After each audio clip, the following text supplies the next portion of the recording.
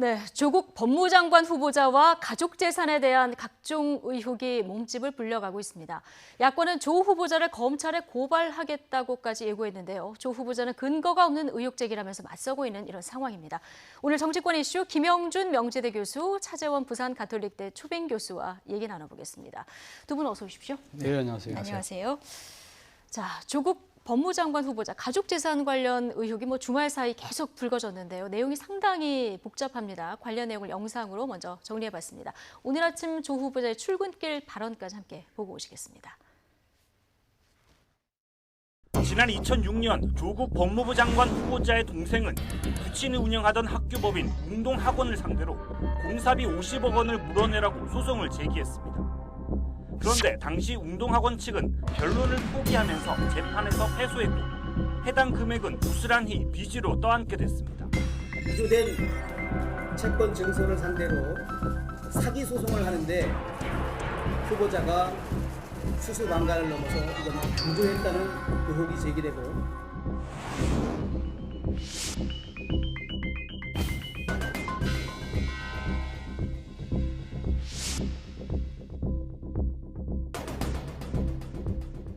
위장 이혼, 위장 매매 저는 바로 이게 실정법 위반이 되기 때문에 언론 등에서 제기하고 있는 저의 현재 가족 그리고 저의 과거 가족 전체에 대한 의혹 제기 잘 알고 있습니다.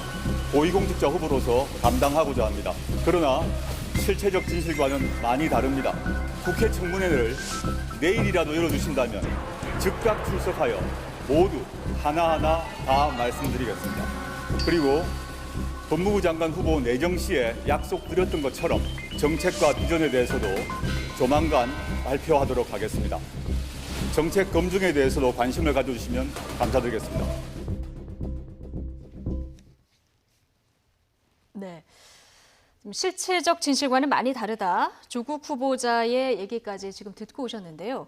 일단 주말 사이에 제기된 의혹들이 굉장히 많습니다. 가족 관련해서 하나씩 좀 보면 일단 지금 가장 의혹이 집중된 부분이 이제 웅동학원 관련 부분인데 조국 수석 아버지가 운영하던 건설사가 있고 학원이 있고 그리고 그 조국 수석 후보자의 그 동생이 운영하던 건설사도 있고 굉장히 많은 그 이름들이 등장을 합니다. 좀 복잡해서요. 설명을 좀 먼저 해주시면요. 먼저 동생과 관련된 부분이 이번 후보 검증에 초점이 돼서는 안 되는 거고요. 그렇죠. 일단은 조국 후보자와 관련된 부분만 말씀을 드리도록 하겠습니다. 그러니까 조국 후보는 아버지가 운영하고 있는 웅동학원의 이사로 20년간 아버지가 이사장이고 조국 후보가 이사입니다. 그러니까 1999년부터 2009년까지 10년간 이사로 있었는데 그 기간에 어떤 일이 벌어졌었냐면은 웅진학원이 예를 들어서 웅동학원이 변제해야 될 돈을 변제를 못했습니다.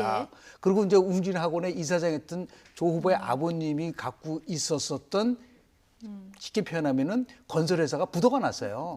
그래서 이제 IMF 때 그 채무를 변제를 했는데 신용보증기금이라는 데서 돈을 빌려서 했었는데 그것을 변제하지 못 갚게 된 거죠. 그래서 채권이 있는 부분들이 있는데 이것을 결국은 지금 조국 후보의 동생분이 새로운 건설회사를 만들어서 그 건설회사가 결국 웅동학원에게 돈을 갚아라라고 했었는데 그 당시에 전혀 변론을 하지 않고 이 소송에 대해서 거의 포기하다시피 해가지고 이 했던 부분에 대해서 조국 후보도 그 가족과 관련된 상황을 분명히 인지하고 있을 가능성이 굉장히 높고 변제를 하지 그 소송을 한 부분에 대해서 제대로 변론을 하지 않았었던 거는 한마디로 직무유기일 수도 있다. 그 부분이 핵심적 쟁점으로 부각될 가능성이 크다고 봅니다. 그러니까 이제 기술보증기금에 변제 안 하고 새로운 건설사가 이제 학원 측에 돈을 갚아라 소송을 냈는데 돈을 줘야 된 학원 입장에서 변론을 포기했다 이런 얘기인 거잖아요. 그렇죠. 이게 또 심각한 문제가 뭐가 있냐면 동생이 지금 갖고 있는 회사가 파산이 2005년도에 했어요. 그런데 지금 소송 제기를 2006년도에 했다는 겁니다. 그렇다고 한다면 파산된 회사가 아무리 채권을 갖고 있다 하더라도 없어져 버렸잖아요. 그렇다고 한다면 이 지금 사람으로 따지면 주광덕 의원 같은 경우는 죽은 사람이 다시 살아나서 다른 사람에게 내 채권이 있으니까 네가 이걸 갖고 소송하라고 중국 꼴이나 마찬가지라는 그런데 겁니다. 이 부분에 그런 거 대해서 안 하고. 그러면 이 운동학원의 이사로 재직했던 예. 이 조국 후보자는 법에 대해서 상당히 전문가지 않습니까? 그럼 이게 상당히 문제가 있잖아요. 이 부분에 대해서 왜 따지지 않았느냐. 예. 그리고 당시 이때 이 지금 이 소송을 제기했던 사람이 조국 예. 후보자 동생의 전 부인이거든요. 근데 당시 그때 이사장은 이 전 부인의 그러니까 옛날 시아버님이 되는 셈이 되는 거잖아요. 그리고 2006년도에 소송을 해서 이겼어요. 예. 이기고 난 뒤에 또 10년 뒤에 또 소송을 또 제기합니다. 또 제기해서 당시 또 그때 이사장은 누구냐면 그러니까 또 과거의 자기 조국 후보자의 어머니, 예. 즉 시어머니가 되는 것이죠. 예. 그리고 당시 그 조국 후보자의 또 부인이 다시 또 이때 이사로 있었다는 겁니다. 예. 자, 그렇다고 한다면 조국 복잡합니다, 후보자가 정말. 예. 이 사실을 전혀 모를 수 있었을까? 그렇다고 한다면 이 상당히 문제가 되는 소송일 예. 수 있는데 왜 이걸 따지지 않았을까?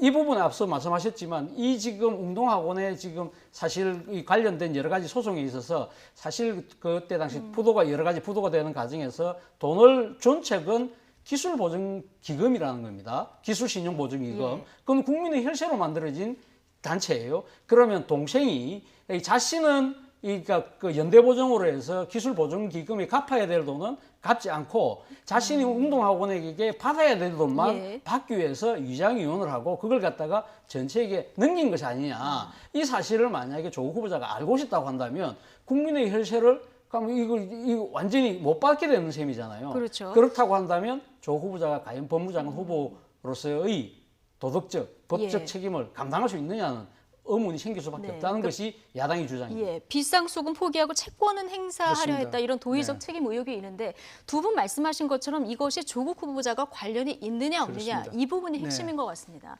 야당은 조 후보자가 당시 학교이사로 집안 소송을 알고도 묵인했다 이렇게 보고 있고요. 여당은 주말 내내 다 들여다봤는데 이건 문제가 없다 이런 입장입니다. 양측의 입장 직접 듣고 오시겠습니다. 동생과 동생의 부인, 이혼한 부인이 채권을 매입해서 결국에는 운동학원에다가 구상권 청구를 하지 않습니까? 네. 돈을 주기 위해서 그냥 짜고 치는 고스톱처럼 그런 행위를 지금 방관하고 있었던 거거든요. 이것을 몰랐을 리가 없기 때문에 예. 가족들이 전체적으로 이 도덕적 해이에 대한 책임이 있다. 돌아가시면서 이제 채권이 소멸되고 그 승계를 상속을 안 받은 거일 뿐이에요, 그거는. 네. 그건 일종의 이제 파산 신청에 해당되는 거죠. 이 아들이 공사해준 공사대금 네. 그건 아직도 못 받고 있어요, 또. 그래서 이거 가지고 이제 채권 추심을 하면서 소송을 제기한 거 아니겠어요? 승소를 해도 교육법에는 강제 집행을 못하게 돼 있습니다. 아, 그런 거예요. 그래서 교육법에? 1원도 지금 안 나가고 있는 거고 앞으로도 안 나가는 돈입니다. 재수가 가지고 있다는 그 빌라에 그 시어머니와 말하자면 전 남편이 거기에 거주를 하는데 조국의 배우자가 임대인으로 이렇게 적혀 있습니다.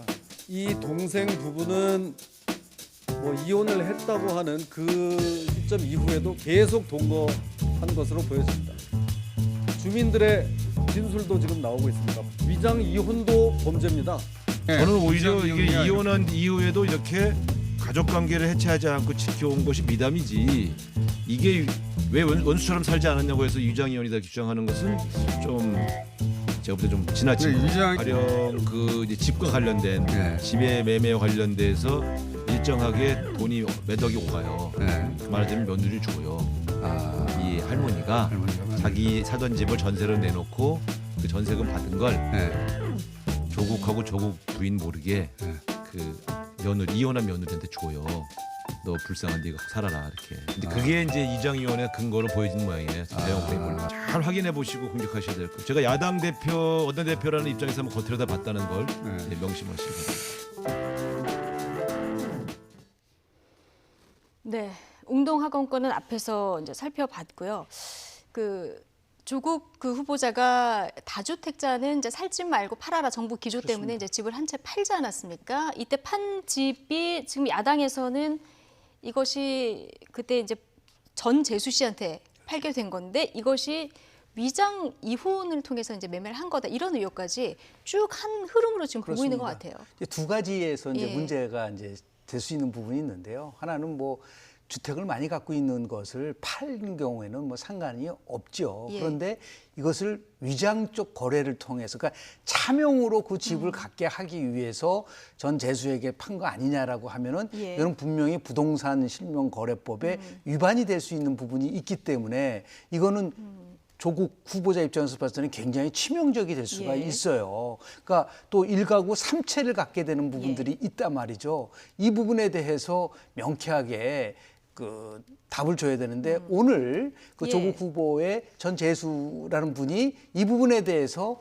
전혀 위장 거래는 아니었다라고 해명을 좀 위장 이혼은 하고 아니고 있습니다. 위장 거래 아니었다라고 예. 얘기를 하고 있지만 가장 이제 상식적인 것은 그 집에 누가 살고 있고 정말 이혼을 했느냐에 대한 부분에 관련돼서 주변의 여러 가지 평판을 보면은 이혼을 했어도 계속해서 같이 살았다고 하는 이런 예. 부분들이 자꾸만 이제 그 나오고 있는 부분들이 있기 때문에 그렇다고 한다면 분명하게 말씀을 드리고 싶은 거는 뭐냐면 위장 전입도 안 되지만 위장 거래도 안 되지 않습니까? 네. 이 부분에 대해서 아마 집중적으로 이거는 뭐 제가 볼 때는 그렇게 크게 어려운 문제는 아닌 것 같아요. 예. 아주 굉장히 구체적인 자료와 증거를 가지고 공격을 하면 거기에 대해서 뭐 예. 답을 내놓을 수 있는 사항이 아닌가 생각이 좀 들고요. 예. 더 나아가서 이거는 정 그렇다고 한다면 저는 조국 후보의 전 재수가 얘기할 부분이 아니라 부인이 직접 얘기를 해야 돼요. 아, 조국 후보의 부인이. 그렇습니다. 예. 이 부분에 대해서 집을 팔았으니까. 어떤 예. 경로를 통해서 자꾸만 이거를 제3자의 입을 통해서 얘기하는 것은 제가 볼 때는 결국 바람직하지 않다라는 말씀을 좀 드립니다. 조국 후보자 오늘 뭐 기자들이 아침 출근길에 네. 질문을 많이 했는데 실체적 진실과 많이 다르다 이런 얘기는 했습니다. 물론 청문회에서 여러 가지 얘기를 들어봐야겠습니다만은 아까 우상호 의원이 이렇게 뭐 이혼했다고 왼수처럼 살아야 되냐 이거는 뭐 잘 지내는 게 오히려 해체하지 않고 지켜온 것이 미담이다 이런 얘기를 했거든요. 그렇죠. 여당은 좀 뭐 옹호하는 지금 뭐 분위기. 이혼한 부부가 항상 뭐 그렇게 얼굴 붉히면서 살 이유는 없죠. 예. 그러나 그리고 특히 미성년 자녀가 있을 경우에는 또 이 자녀 교섭 면제권이라는 거 있지 않습니까? 그 때문에 이제 뭐 이 뭐 부인이 애를 데리고 있으면 아버지가 만나러 오는 거고 이런 걸 교류를 통해서 사실 만날 수 있는 것이죠. 예. 그럼에도 불구하고 지금 이 부부 같은 경우는 상당히 지금 이 둘러싸고 여러 가지 이야기들이 벌어지고 있는데 그중에서 우리가 이야기했던 운동학원과 관련해서는 보면 지금 파산한 그러니까 동생이 가지고 있던 회사가 파산되고 난 뒤에 사실상 그 회사를 다시 살려서 사업의 대표자가 누가 되느냐면 예. 전체가 된다는 겁니다. 그리고 여러 가지 법률 소송에 있어서도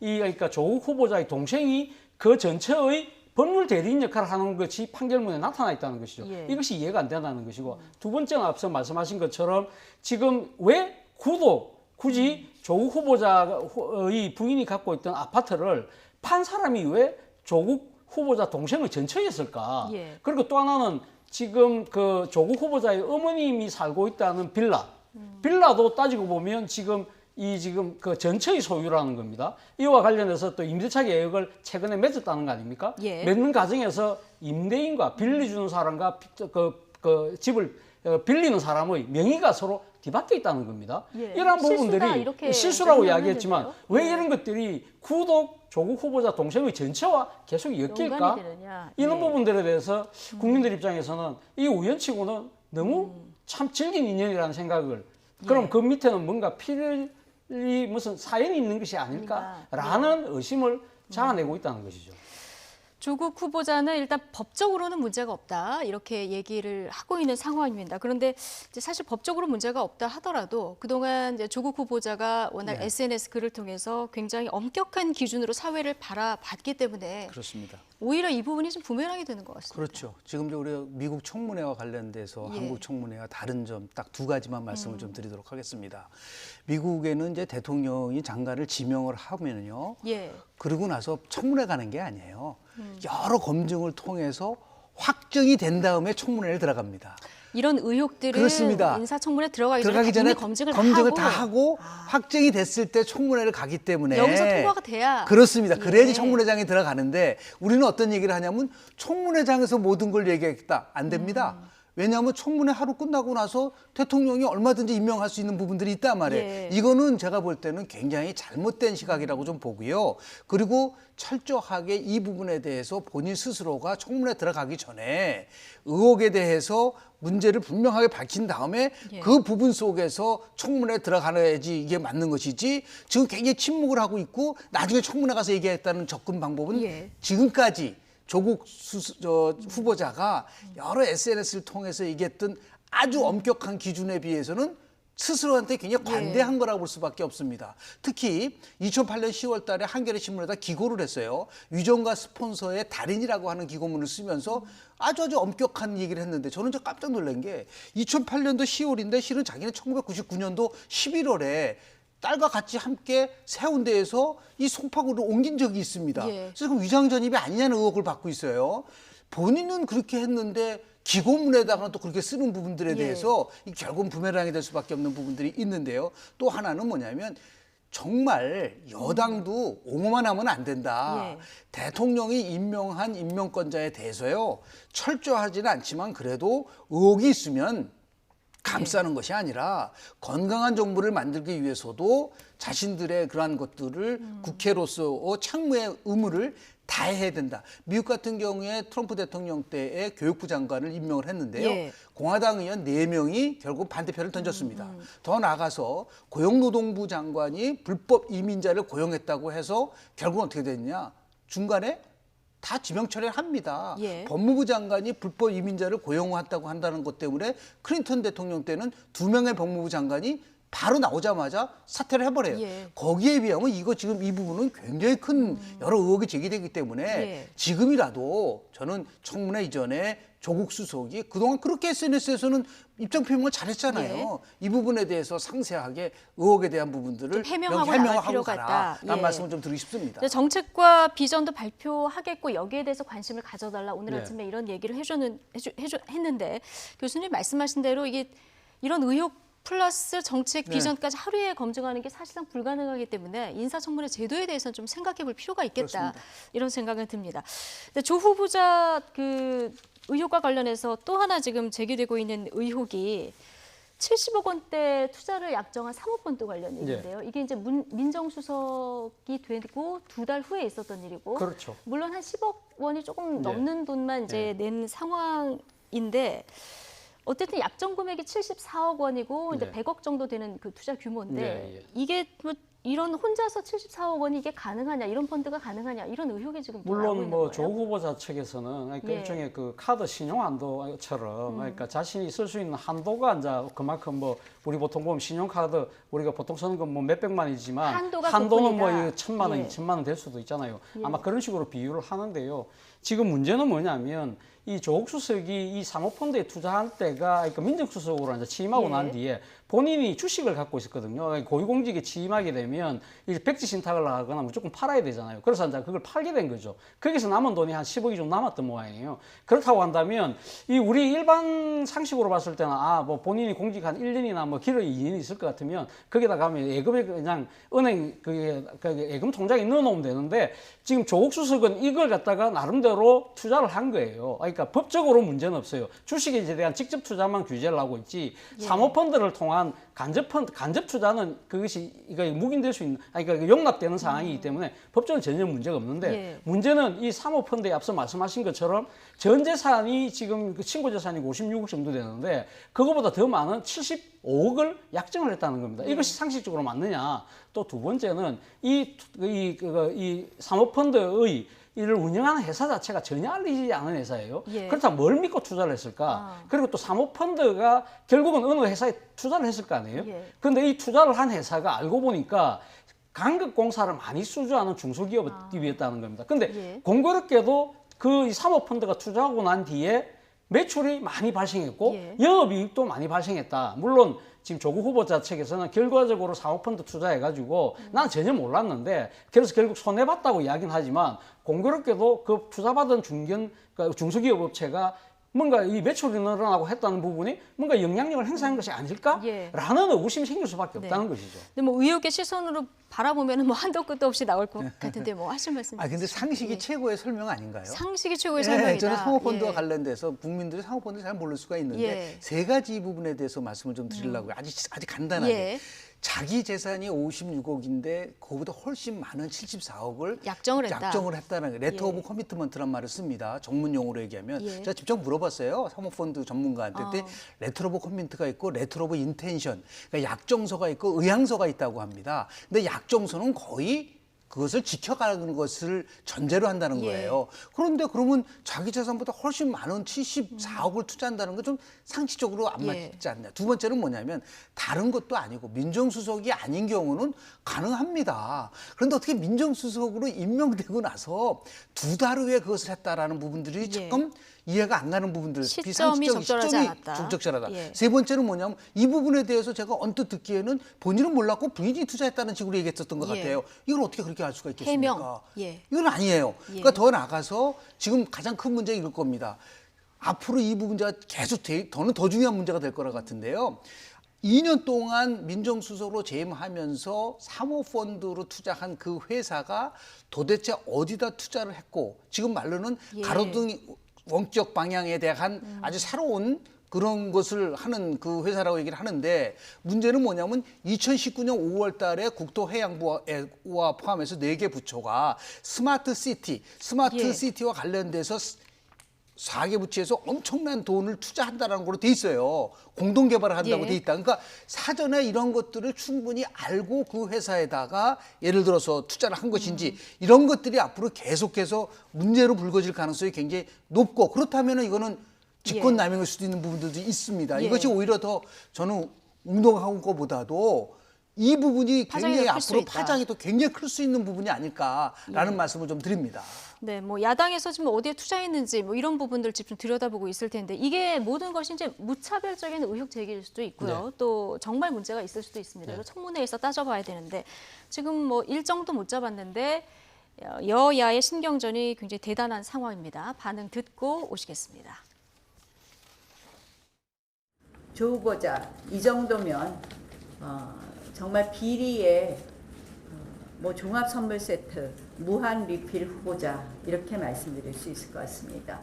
알고도 법무부 장관 후보로 지명했다면 이는 대통령의 대국민 조롱, 대국민 농락입니다. 만약 대통령도 모르셨다면 대한민국 인사검증 시스템이 조 후보자 한 명에 의해 무력화된 것입니다. 그렇다면 이 정권은 문재인 정권이 아니라 조국 정권, 조국 농단 정권이었던 것입니다. 철진한 색깔론 공세에 열을 올리더니 이제는 가족에게까지 집중 포화를 날리고 있습니다. 검증 대상도 아닌 후보자의 선친이나 10년 전 이혼한 동생 부부의 가정사를 들춰 낭설을 의혹으로 만들며 사퇴를 요구하는 행태까지 보이고 있습니다. 자유한국당은 인사청문회를 후보자는 물론 후보자의 가족에 대한 무차별적이고 무책임한 인신공격회 또 신상털기의 청문회로 진행하고 있습니다. 지금 뭐 비리 종합 선물 세트 무한 리필 얘기까지 나왔는데요. 지금 그럼 청문회 일정을 빨리 잡아야 되는데 이 일정이 지금 잘 안 잡히고 있어요. 그러게요. 그러니까 그러니까 지금 한국당 입장에서 보면 뭐 지금 여기가 외형상의 이유는 그겁니다. 지금 그러니까 이 원래 15일 안으로 그러니까 요청 보고서가 국회 넘어오고 나서 15일 안에 처리를 해야 되는데 다음 주 중에 이 지금 자유한국당에 지금 그러니까 그 연찬회가 잡혀 있고 그리고 바로 그 다음 날 또 더불어민주당에 연찬회가 잡혀 있기 때문에 사실상 물리적으로 하기가 힘들다. 또 과거 통상적으로 이 15일을 안 지키고 넘어서 한 경우도 많았다. 그렇기 때문에 그리고 또 하나는 법적으로는 15일 안에 그러니까 이달 말까지는 끝을 내야 되는데 근데 지금 여당 입장에서는 지금 9월부터 정기국회 시작인데 그 전에 빨리 끝을 내자는 건데 사실 어떻게 보면 지금 자유한국당 입장에서는 조국 후보자를 둘러싼 여러 가지 의혹들이 지금 계속적으로 불거지고 있잖아요. 그렇기 때문에 준비할 시간이 필요하다는 것도 하나의 또 외형적인 이유지만 그러나 제가 봤을 때는 좀 정치적인 계산도 좀 하고 있다. 예를 들면 다음 주 같은 경우가 그러니까 지금 8월 28일이 일본의 경제 보복과 관련돼서 화이트리스트가 시행되느냐 마느냐 이 결정하는 아주 중요한 날이거든요. 이거에 관해서는 만약 이 시점에 조국 후보자에 대한 청문회를 하면 뉴스가 묻히잖아요. 그리고 또 하나는 지금 이걸 갖다 9월 달까지 끌고 가야 9월 후에 곧 또 추석이잖아요. 추석의 민심까지 겨냥한 포석이 아니냐. 저는 모르겠습니다. 상당히 국민적 의혹이 커지고 있는 만큼 야당이 이런 정치적인 계산을 설령 갖고 있다고 한다면 이런 거 좀 내려놓으시고 진짜 국민적 의혹이 뭔지 이걸 바로 규명하는 데다가 조금 더 초점을 맞출 필요가 있지 않나 생각이 듭니다. 지금 한국당과 민주당 입장은 지금 분명한 이런 상황이고요. 다른 당들 보면은 바른미래당은 한국당하고 좀 결을 같이 하는 거고요. 범여권이라고 불리는 당들을 보면은 조금 약간 한 발 후퇴한 것 같은 상황인데 우리가 항상 관심 있는 거는 정의당 아니겠습니까? 이렇게 그렇습니다. 적합하냐 아니냐 논란이 있을 때. 저는 심상정 대표가 새롭게 취임을 하면서 한 말이 참 나름대로 와닿았어요. 네. 이제는 더 이상 무슨 뭐 여권이란 말은 우리는 하지 않는다. 이제 더 이상 그거에 대해서는 예. 우리가 얘기하지 말아달라고 얘기를 했거든요. 예. 그 얘기는 뭐냐면 아주 굉장히 이런 상황이 있을 때 정의당답게 예. 이 문제를 풀어가겠다라는 거 모든 문제와 관련돼서 예. 그런데 그래서 심상정 과거에 대표가 예. 정의당 차원에서 검증을 한다 이렇게 네. 얘기를 그렇기 했습니다. 때문에 예. 지금 같은 정의당이 어떠한 나름대로 반응을 보이냐가 예. 상당히 중요할 것 같아요. 근데 그렇죠. 예. 지금 이제 우리가 구별을 해야 될 부분이 있어요. 우리 조국 그 후보자는 사법 개혁의 적임자라는 부분을 하나 하고 예. 지금 나와 있는 조국 후보 개인의 자질과 능력과 도덕적 검증과 관련된 부분은 네. 분리된 게 아니라는 거죠. 그러니까 예. 현재 아무리 자기가 사법개혁의 적임자를 하더라도 도덕적 권위가 무너지면 사법개혁 못합니다. 그러니까 서로 이게 연관돼 있기 때문에 예. 사법개혁의 전임자이기 때문에 적임자이기 때문에 이 문제가 조금 불거져도 괜찮다라는 논리는 성립이 될 수가 없다는 거예요. 그러니까 더 나아가서 이렇게 해서 과연 이렇게 의혹을 받으면서 법무부 장관이 됐을 때 어떻게 이 사법개혁을 끌고 갈 수 있을지 그러한 또 문제제기가 있을 수가 있어서 예. 정말 이 심상정 대표가 숙고에 숙고를 거듭을 해서 국민 눈높이에 맞는 나름대로의 정의당의 반응이 좀 나와야 될 거라고 저는 봅니다. 예. 정의당이 아직 일단 인사청문회 지켜보고 당론을 정하고 검증도 하겠다고 하니까 입장을 좀 지켜보도록 하고요. 자, 이런 상황에서 한국당 황교안 대표가 장외투쟁을 다시 시작하기로 했습니다. 황 대표의 목소리 직접 듣고 오시겠습니다. 8월 24일 토요일 광화문 광장에서 대한민국 살리기 구국 투쟁을 시작으로 해서 장외투쟁, 원내투쟁, 정책투쟁의 3대 투쟁을 동시에 전개하는 강력한 대여 투쟁을 펼쳐갈 것입니다. 앞으로 펼쳐갈 우리 당의 투쟁은 이전과는 전혀 다른 새롭고 강력한 투쟁이 될 것입니다. 거리에서 싸우고 국회에서 싸우고 민생 현장에서 싸우는 동시다발 전방위적 투쟁으로 이 정권의 좌파 폭정을 반드시 막아낼 것입니다.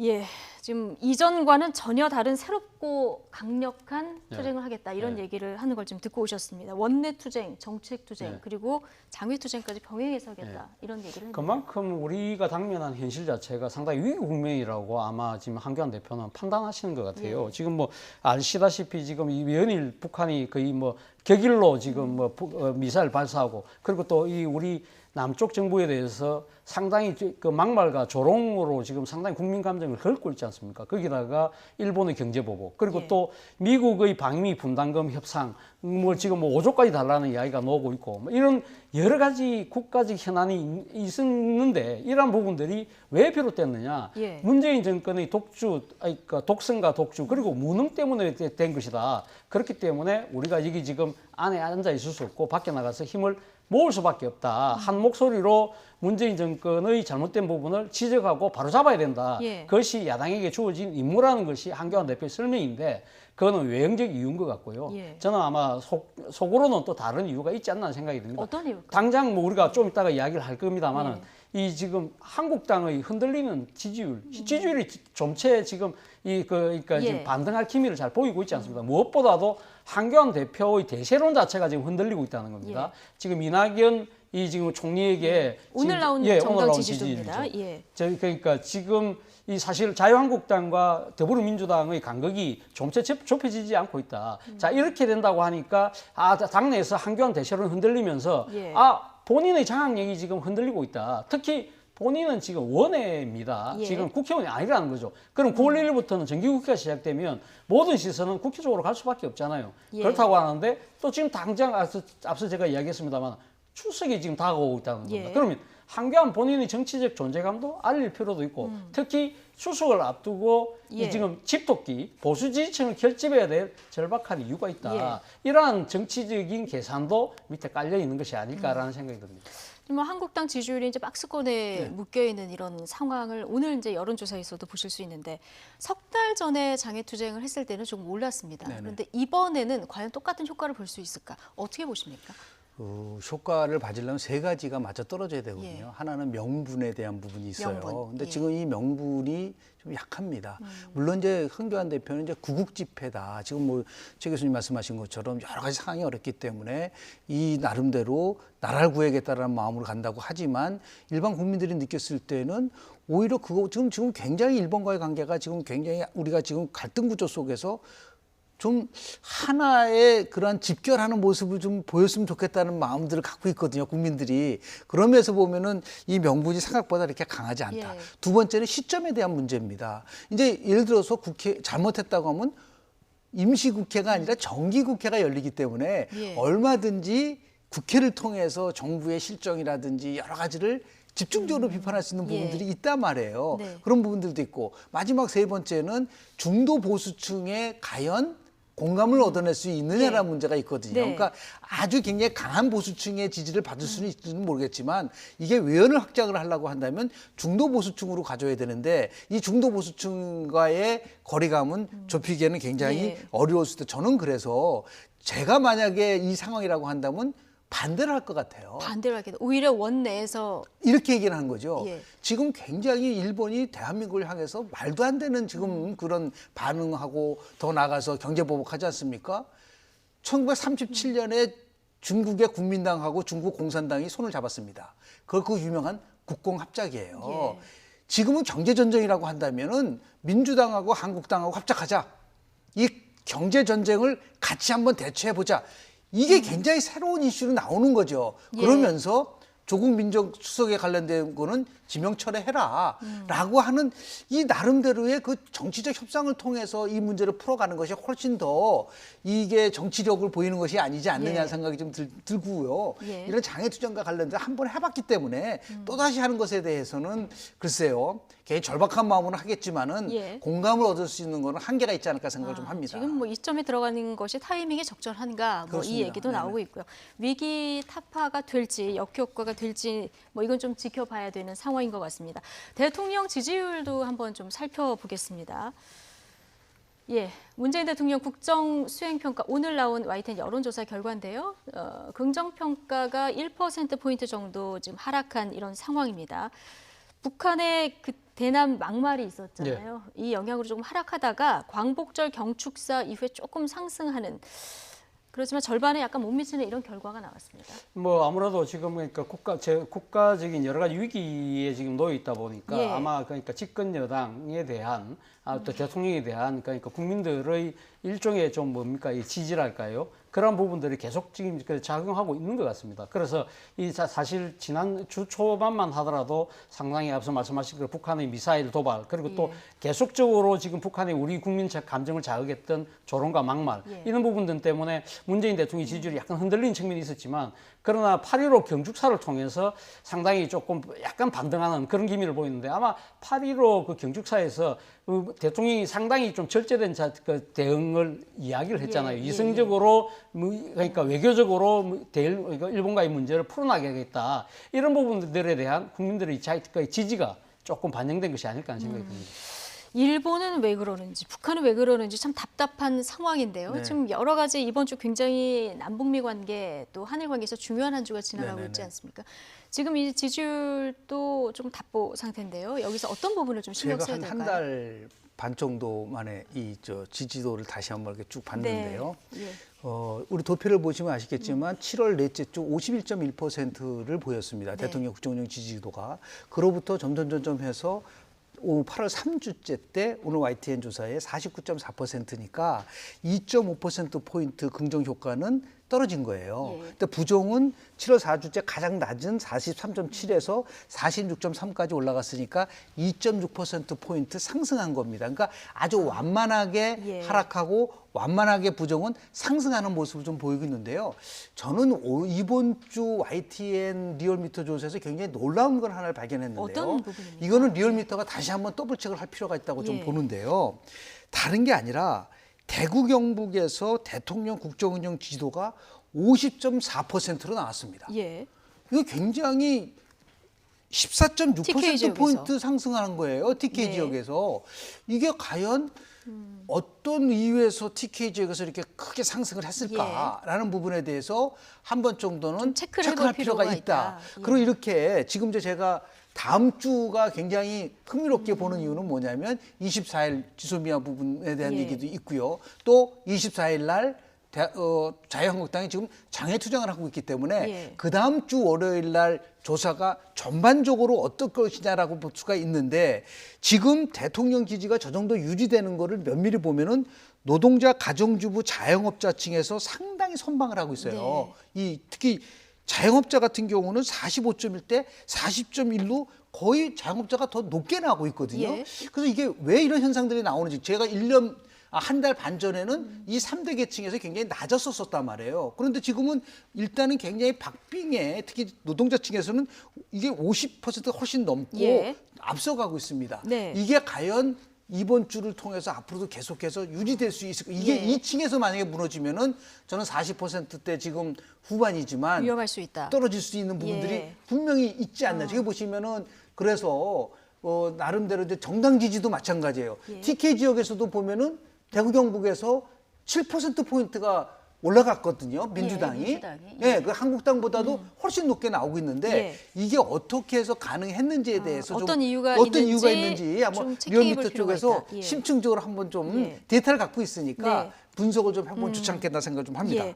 어쨌든 이번 그 운명의 한 주가 지나간 이후에 다음 주 여론 흐름이 어떨지 굉장히 주목되는 이런 상황입니다. 두 분 말씀은 오늘 여기까지 듣겠습니다. 김영준 명지대 교수 그리고 차재훈 부산 가톨릭대 초빙 교수 두 분과 얘기 나눠봤습니다. 고맙습니다.